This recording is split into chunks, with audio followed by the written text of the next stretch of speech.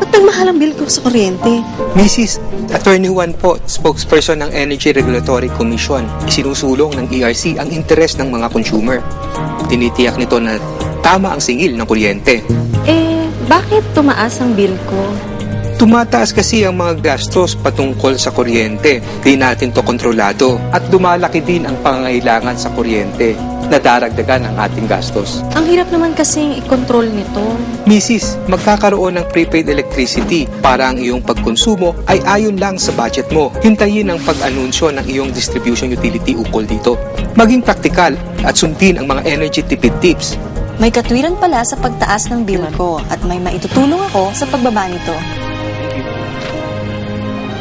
Salamat ERC sa pagbantay sa aming karapatan at kapakanan.